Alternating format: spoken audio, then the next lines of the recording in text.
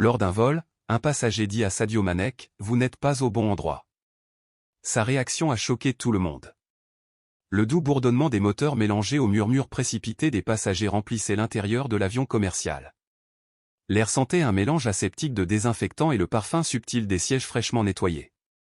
Ce n'était qu'un autre vol, un de ces voyages routiniers qui promettaient de transporter un groupe hétérogène de personnes vers leurs destinations respectives. Le plan lui-même était un microcosme social, une représentation tangible de la stratification. La cabine principale, spacieuse et luxueuse, était séparée par un rideau discret de la partie économique, où les sièges, bien que confortables, étaient un peu plus serrés, rappelant à chacun sa place. Un homme vêtu de vêtements simples, presque indescriptibles, marchait dans l'allée de la section économique, traînant avec lui un bagage à main visiblement usé. Ses vêtements, bien que propres, manquaient de l'éclat de la nouveauté. Il portait une chemise en coton de couleur neutre, un pantalon en tissu résistant et des chaussures qui laissaient penser que de nombreux kilomètres avaient déjà été parcourus. Il n'y avait aucune marque sur un insigne qui criait au luxe ou au statut social. Il n'était qu'un homme parmi tant d'autres. Il chercha son siège, le 23B, près de la fenêtre, et s'assit avec une efficacité silencieuse, comme s'il avait l'habitude d'occuper le minimum d'espace possible. À côté de lui, le siège 23 a été déjà occupé. Un homme diamétralement opposé au nouveau venu l'observait avec un mélange de curiosité et de jugement à peine dissimulé. Il portait un costume impeccablement coupé qui suggérait une couture coûteuse, une cravate en soie qui brillait sous les lumières de l'avion et des chaussures qui reflétaient le soin méticuleux de leur propriétaire. Son bagage à main, une mallette en cuir brillant, reposait dans le compartiment supérieur comme symbole de sa position. L'homme en costume jeta un regard rapide, presque évaluateur, à l'homme simple. Ses yeux froids et calculateurs semblaient le scruter de haut en bas, s'arrêtant brièvement sur les détails qui trahissaient son prétendu manque de sophistication. Un léger mouvement de tête presque imperceptible, accompagné d'une subtile grimace, suffisait. Le jugement a été rendu. Les préparatifs pour le décollage ont commencé. Les hôtesses de l'air, avec leurs sourires uniformes et leurs mouvements chorégraphiés, expliquaient les mesures de sécurité. L'homme en costume ajustait sa cravate en jetant de temps à autre des regards ostentatoires sur sa montre-bracelet, un modèle en édition limitée qui coûtait sans doute plus cher que le billet d'avion de beaucoup de personnes présentes. L'avion se préparait au décollage. L'homme en costume a profité d'un de ces silences relatifs pour faire un commentaire à voix basse mais clairement audible par son voisin de table. Sérieusement, on se demande parfois comment certaines personnes finissent par voyager sur ces vols. Le ton était condescendant, chargé d'une supériorité implicite. C'était un indice, une subtile flèche lancée en l'air, dans l'espoir de provoquer une réaction. Mais l'homme simple ne bougeait pas. Il a simplement continué à observer la procédure d'embarquement de l'avion avec sa propreté et sa division de classe claire, ce qui n'a fait qu'amplifier le message tacite d'exclusivité que l'homme en costume essayait de transmettre. L'avion avait déjà atteint son altitude de croisière. Le bourdonnement des moteurs s'était stabilisé, devenant un bruit blanc constant, presque hypnotique. Sur la couverture presque imperceptible d'un livre, on distinguait un petit logo. Un cercle stylisé entourant une figure humaine tendant la main. C'était le symbole de la Fondation Mano Unida, une organisation mondiale respectée mais discrète dédiée aux projets de développement durable. L'homme en costume ne semblait cependant pas disposé à profiter du vol en toute tranquillité. L'apparente indifférence de son voisin de table, loin de l'apaiser, semblait exacerber son irritation. Ce qui avait commencé comme des murmures désobligeants s'est maintenant transformé en commentaires audibles chargés d'un mépris de plus en plus évident. « C'est incroyable », a-t-il déclaré, faisant semblant de parler au téléphone mais en élevant suffisamment la voix pour que tout le monde autour de lui l'entende. Les gens croient qu'en payant un ticket, ils ont le droit de se mêler à des gens d'un autre niveau. L'allusion était à ce stade une gifle. L'homme simple soupira à peine perceptiblement et tourna la page de son livre. Il essayait de se concentrer sur les mots de l'histoire inspirante d'un homme qui avait consacré sa vie à aider les autres, mais la voix de l'homme en costume, telle une mouche agaçante, bourdonnait avec insistance à ses oreilles. Les commentaires se sont poursuivis. Visiblement mal à l'aise, l'homme en costume bougea sur son siège. Une femme assise de l'autre côté de l'allée lança un regard de reproche à l'homme en costume. Un autre passager, un jeune homme avec des écouteurs, a augmenté le volume de sa musique pour tenter de s'isoler de la situation, mais personne n'est intervenu directement. Inquiet, l'homme simple remarqua la tension dans l'air, le visage rouge de l'homme en costume, la posture stoïque, presque résignée, de l'homme simple. Il s'arrêta un instant, évaluant la situation, mais avant de pouvoir se décider à intervenir, l'homme en costume lança une nouvelle attaque, désignant le sac à dos usé de l'homme simple. On dirait qu'il l'a sorti d'une poubelle. L'homme simple ferma lentement son livre. Il marqua la page du doigt, gardant son regard fixé sur la couverture vers le petit loup presque imperceptible. La tension dans l'avion était palpable. Le silence, rompu uniquement par le bourdonnement constant des moteurs, était devenu extrêmement oppressant. L'hôtesse de l'air, au visage désormais marqué par l'inquiétude, s'approcha un peu plus, prête à intervenir si la situation devenait incontrôlable. L'homme en costume, inconscient de l'inconfort croissant des autres passagers et du regard attentif de l'hôtesse, se prépara à lancer sa prochaine fléchette. La tension qui grandissait progressivement, comme une marée silencieuse, atteignit son paroxysme. Lorsqu'un petit incident, presque insignifiant, déclencha la tempête, l'hôtesse de l'air, en route pour proposer des boissons, trébucha légèrement, secouée peut-être par une imperceptible turbulence. Une quantité minime de liquide, juste quelques gouttes de jus d'orange, a été éclaboussée sur le costume immaculé de l'homme du 123. C'est ironiquement la goutte d'eau qui a fait déborder le vase. Exorbitant et les mains gesticulant de manière erratique, le jus renversé, bien qu'insignifiant, est devenu l'excuse parfaite pour libérer toute la frustration et le mépris accumulés. C'est intolérable, a-t-il crié, sa voix résonnant dans la cabine silencieuse de l'avion. Sa voix, amplifiée par l'espace clos, résonnait dans les oreilles de tous les passagers. Cet homme n'est pas au bon endroit. Il n'a clairement pas sa place ici. Le silence qui suivit son explosion fut absolument sépulcral. Le bourdonnement des moteurs, qui servait auparavant de toile de fond constante, semblait désormais s'être éteint. Tous les regards, sans exception, se tournèrent vers l'homme simple, objet de la colère excessive de l'homme en costard. L'humiliation était totalement publique. C'était comme si le temps s'était arrêté, figeant l'instant présent dans une image inconfortable et embarrassante. L'hôtesse de l'air, qui s'apprêtait à intervenir avant l'incident, s'est approchée rapidement avec un visage pâle et une expression d'inquiétude dans les yeux. Elle tenta de calmer l'homme en costume avec des mots doux et des gestes rassurants, mais il l'ignora, complètement consumé par sa fureur. L'homme simple, quant à lui, restait assis, immobile, ne manifestant ni surprise, ni peur, ni même indignation. Il observa simplement la scène avec un calme presque déconcertant. Lentement, avec une parcimonie qui contrastait avec l'agitation de l'homme en costume, il ferma son livre. Mais il ne s'est pas adressé à l'homme en costume, qui continuait de crier et de gesticuler. Au lieu de cela, il fixa ses yeux calmes et profonds sur l'hôtesse de l'air, qu'il observait avec un mélange d'appréhension et d'attente. « S'il te plaît, dit-il d'une voix basse mais ferme qui coupa le silence comme un couteau tranchant.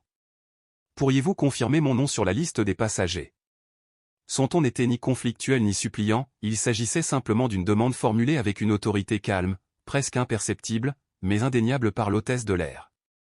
Visiblement nerveuse, elle sortit de son chariot la liste des passagers et la parcourut rapidement avec les doigts tremblants, à la recherche du siège 23B. Ses yeux s'ouvrirent légèrement lorsqu'elle trouva le nom. Elle déglutit, visiblement surprise, et hocha la tête d'un mouvement bref et presque imperceptible. L'homme simple, sans altérer sa posture sereine, s'adressa pour la première fois à l'homme en costume. « Monsieur, commença-t-il avec une formalité qui lava l'air. S'il vous plaît, venez avec moi, il y a une erreur que nous devons résoudre. » Cette phrase soigneusement mesurée était une invitation qui ne souffrait aucune réponse, un ordre déguisé en courtoisie.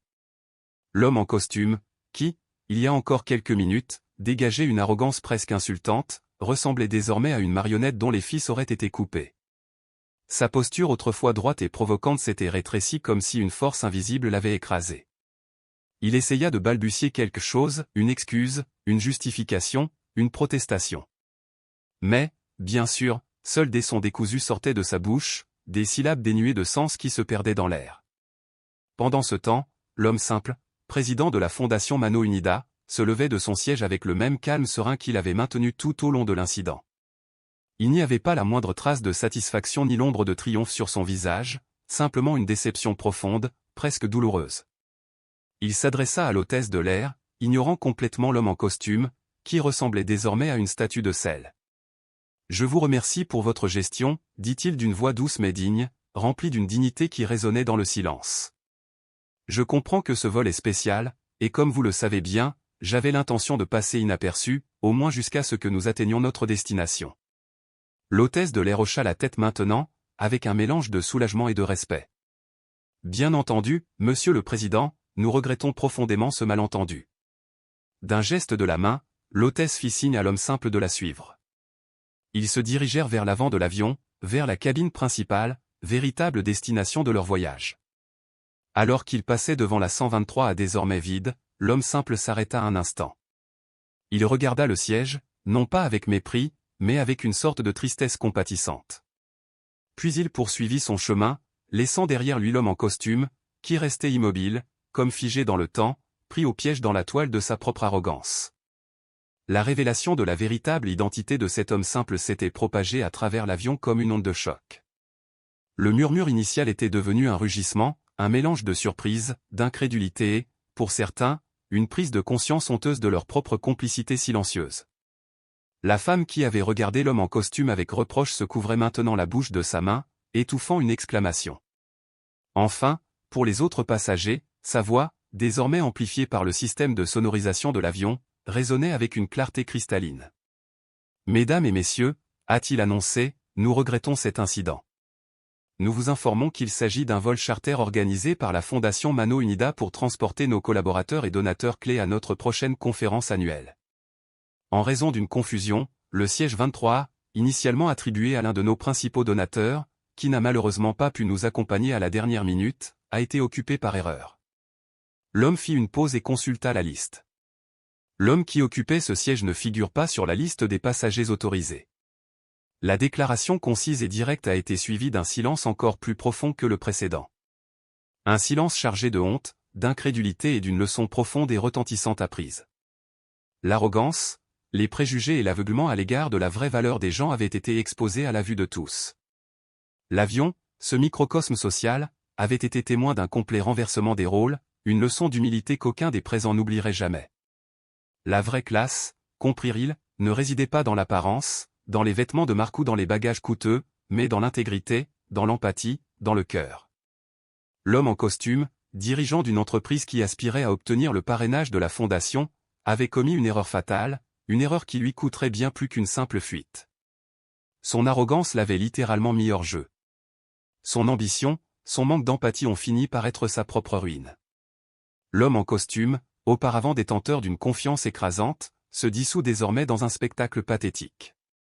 Son visage, une toile où se mêlaient incrédulité, honte et panique, se contracta en une grimace grotesque. Il a essayé, dans un bavardage incohérent, d'articuler des excuses, une justification, une excuse qui pourrait d'une manière ou d'une autre renverser la situation. Mais les mots auparavant si fluides et tranchants ont refusé de sortir. Il ne parvenait qu'à émettre des sons gutturaux, des fragments de phrases sans rapport. Il se perdait dans l'air comme de la fumée dispersée par un courant invisible. « Pas moi », balbutia-t-il d'une voix brisée, tendant une main tremblante vers l'homme simple comme s'il cherchait une prise au milieu de son naufrage personnel. Il était encore incapable de construire une phrase cohérente. La cravate en soie, autrefois symbole de son statut, ressemblait désormais à une corde qui l'étranglait. Désormais reconnu comme président de la fondation, il observe la scène avec un mélange de profonde déception et d'une sérénité presque compatissante.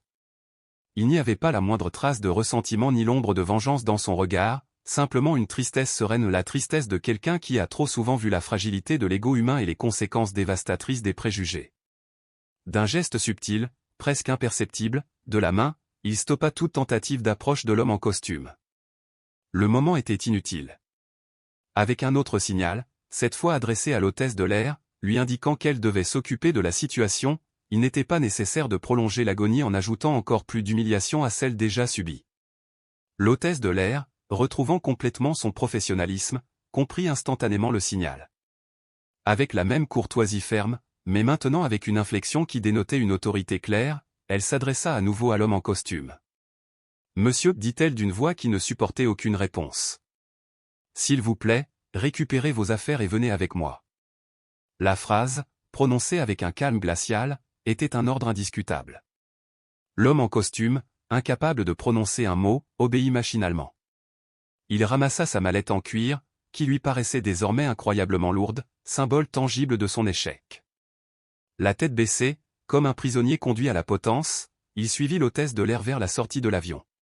Contrastant brutalement avec l'atmosphère chargée et oppressante de l'intérieur, l'homme en costume, escorté par l'hôtesse de l'air, descendit les escaliers, disparaissant à la vue des passagers. La porte se referma, scellant son sort. L'atmosphère dans l'avion, une fois l'homme en costume disparu, a connu une transformation palpable. La tension qui avait été comme une couche suffocante s'est presque complètement dissipée, remplacée par un mélange d'étonnement, de soulagement et de profonde réflexion. Le murmure, contenu jusque-là, grandit en intensité. Mais maintenant c'était un murmure différent, un murmure chargé d'une compréhension nouvellement acquise. L'homme simple, depuis la cabine principale où il avait été invité par l'hôtesse, observait la scène avec une sérénité imperturbable. Les petites turbulences qui avaient ébranlé le vol, au sens littéral comme métaphorique, étaient passées. Dans sa nouvelle position, un siège spacieux et confortable, une place qui lui appartenait à part entière, mais qu'il ne cherchait pas à exhiber, il contemplait le panorama avec un regard qui reflétait non la satisfaction du triomphe mais la sagesse de quelqu'un qui a compris, une fois de plus, que la vraie classe, la vraie valeur d'une personne, ne se mesure pas par l'apparence mais par la profondeur du cœur. Le silence était désormais un silence différent, un silence réfléchi.